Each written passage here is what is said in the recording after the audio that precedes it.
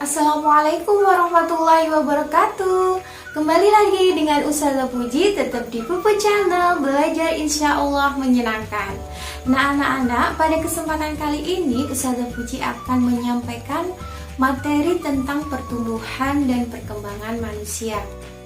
Pada saat kalian masih anak-anak, kalian pasti merasa ada perubahan, bukan? Dengan perubahan yang ada pada saat ini ya. Kalian sekarang sudah masuk di kelas 6. Jadi umur kalian masuk usia 11, ada yang 12 atau bahkan ada pula yang 13. Nah, keberagaman umur ini kalian sudah masuk dalam masa pubertas. Apa sih masa pubertas? Lalu apa saja tahapan-tahapan pertumbuhan dan perkembangan manusia akan kita pelajari pada kesempatan kali ini. Sebelum Ustazah membahas lebih lengkap, coba dilihat skema yang Ustazah akan tampilkan setelah ini. Yang mau kita bahas hari ini adalah perkembangan dan pertumbuhan manusia meliputi masa pralahir atau masa di dalam kandungan, masa neonatus atau masa setelah lahir sampai usia 2 minggu, masa bayi, masa kanak-kanak, ya. Kemudian dilanjutkan ke masa remaja, masa dewasa, dan masa lansia. Nah, pada kesempatan kali ini kita akan membahas semua apa saja ciri-cirinya dan apa saja perubahan yang terjadi pada masing-masing tahapan tersebut. Simak terus di Pupu Channel. Belajar insya Allah menyenangkan. Bagi teman-teman yang baru datang di channel ini, jangan lupa subscribe, like, dan klik tombol loncengnya ya. Simak terus dan tetap stay tune. Kalian tadi sudah melihat skema yang akan kita bahas pada kesempatan kali ini. Nah, langsung saja kita bahas satu persatu ya. Sebelum kita bahas tahapannya, apakah kalian sudah tahu apa perbedaan pertumbuhan dan perkembangan manusia? Jadi, berbeda ya antara peristiwa pertumbuhan dan peristiwa perkembangan. Pertumbuhan adalah perubahan makhluk hidup dari kecil menjadi besar atau dari pendek menjadi tinggi. Perubahan yang berupa pertumbuhan ini bisa kita lihat atau bisa kita ukur dengan alat ukur sendiri. Misalnya, kita dulu waktu kecil tingginya 50 cm dari bayi. Kemudian setelah sekarang kita sudah 123 cm. Nah, bagaimana cara mengetahuinya? Kita bisa ketahui dari mengukur tinggi badan kita. Nah, itu adalah peristiwa pertumbuhan karena ada perubahan dari pendek menjadi tinggi. Lalu, apa itu perkembangan? Perkembangan adalah perubahan pada makhluk hidup menuju ke kedewasaan. Seperti apa kedewasaan itu? Dewasa itu adalah di mana seseorang mengalami penambahan atau peningkatan fungsi organ tubuh ya. Apa saja organ tubuhnya? Kakinya, tangannya, semua organ yang sudah diciptakan oleh Allah SWT. Misalnya ya, ketika kalian dulu waktu bayi belum bisa merangkak, tapi setelah beberapa bulan, setelah 7 bulan kalian sudah bisa merangkak. Nah, itu adalah tahap perkembangan. Jadi pertumbuhan dan perkembangan selalu dialami manusia dari mulai di dalam kandungan sampai dia menuju ke tahap berikutnya. Apa saja tahapan pertumbuhan dan perkembangan pada manusia? Jadi yang pertama adalah pralahir atau tahap pranatal ya.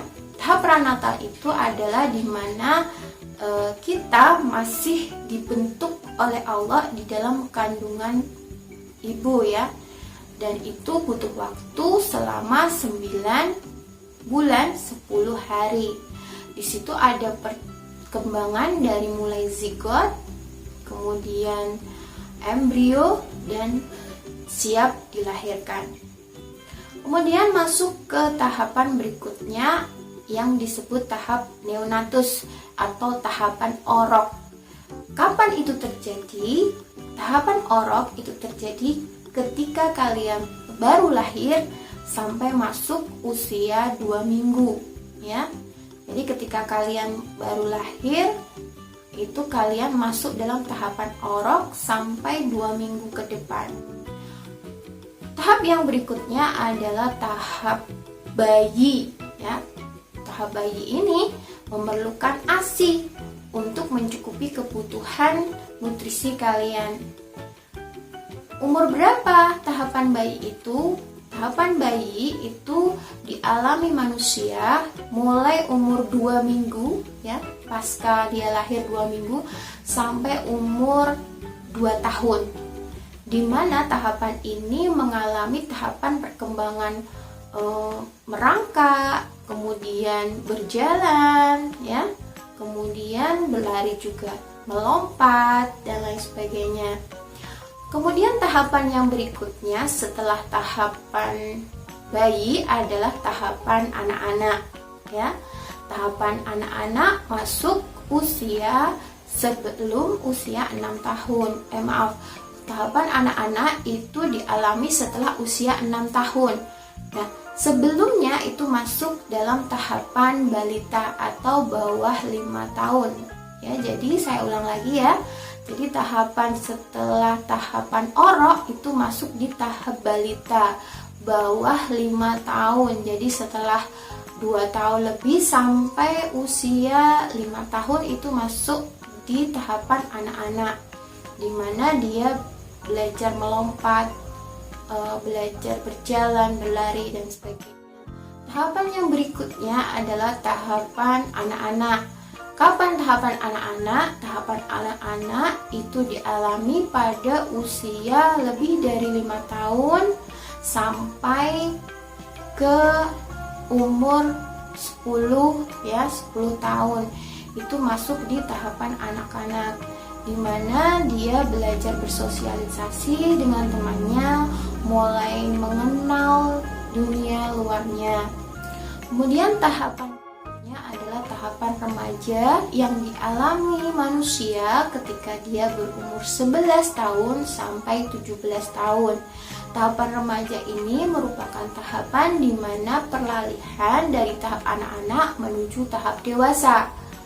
Sebelum masuk ke tahapan remaja, ada tahapan yang dinamakan tahap pubertas. Kapan itu terjadi? Tahapan pubertas itu terjadi pada usia 11 tahun sampai 13 tahun. Nah, pada saat ini kalian memasuki masa pubertas. Ada perubahan-perubahan fisik yang pastinya kalian alami. Tidak hanya perubahan fisik, tapi perubahan psikologi. Jadi, pada saat ini kalian pasti merasa ada perubahan pada diri kalian. Lalu perubahan apa yang terjadi pada tahap masa pubertas? Ada 2 kelompok perubahan pada tahap pubertas. Ada perubahan primer, yang kedua adalah perubahan sekunder. Apa perbedaan dari perubahan primer dan perubahan sekunder? Kita bahas satu persatu ya. Jadi, tahap perubahan primer adalah di mana perubahan itu terjadi ketika fungsi organ kelamin pada manusia, baik laki-laki maupun perempuan, sudah berfungsi dengan baik. Lalu apa tandanya?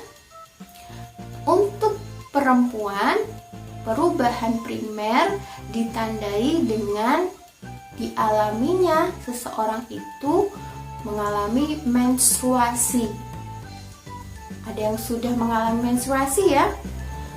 Nah, secara biologis menstruasi itu merupakan penggelontoran atau peluruhan dinding rahim yang diakibatkan sel telur atau sel kelamin betina yang tidak dibuahi dengan sel kelamin jantan.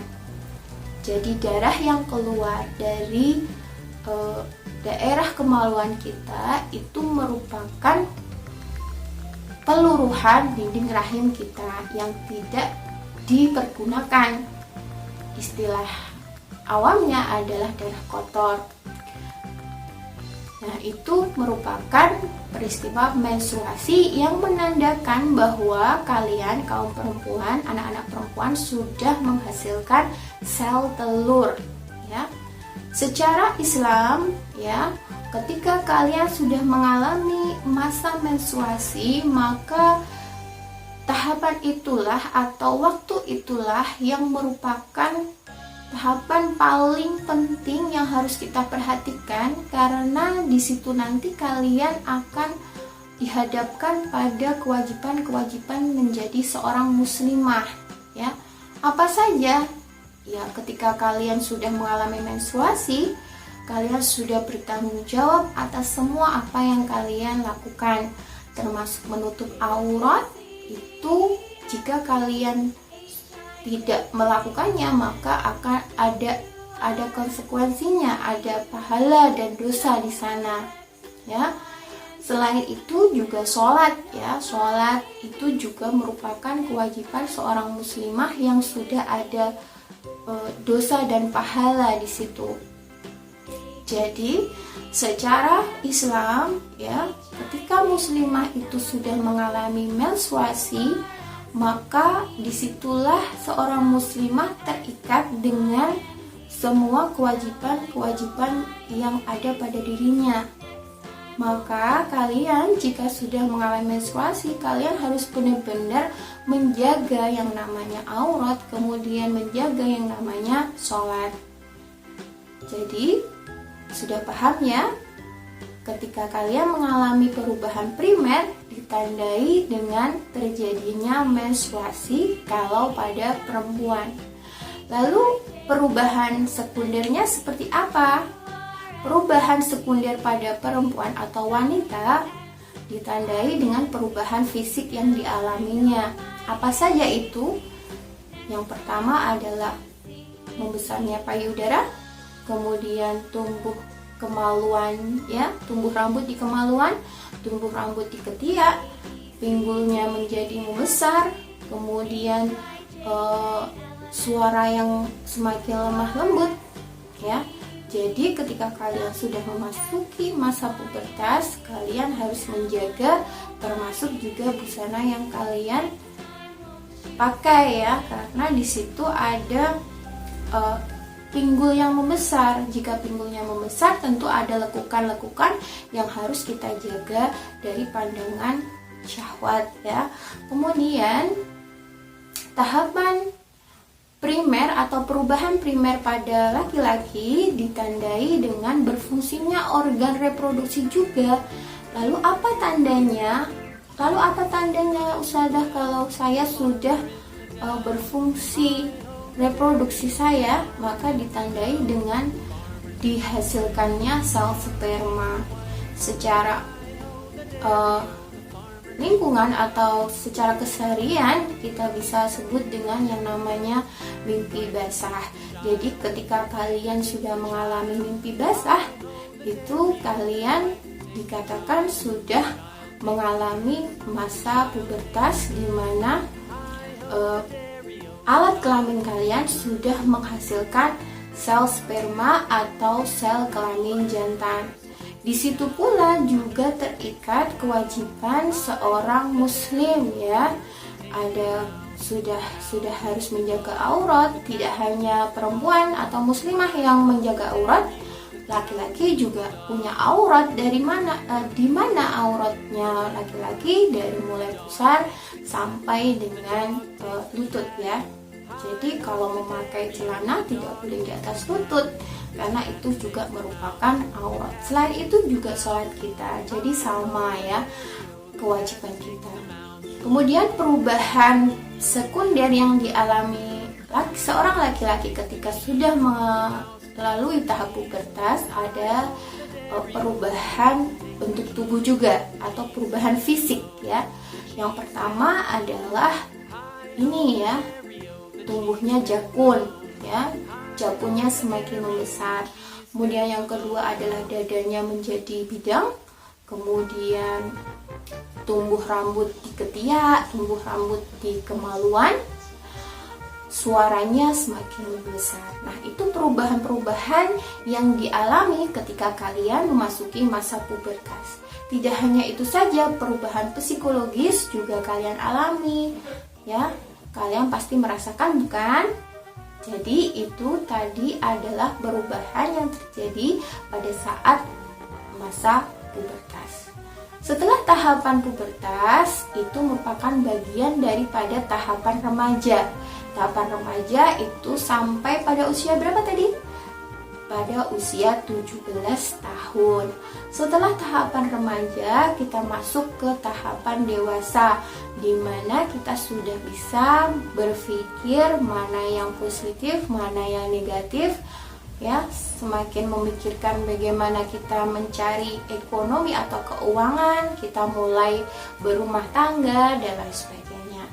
Dari tahapan dewasa, setelah itu kita masuk ke tahapan lansia, di mana tahapan lansia ini adalah merupakan tahapan yang berkurangnya fungsi organ tubuh kita. Penglihatan kita berkurang, kemudian pendengaran kita berkurang, tenaga kita juga sudah berkurang. Nah, itu tadi adalah tahapan-tahapan pertumbuhan dan perkembangan pada manusia.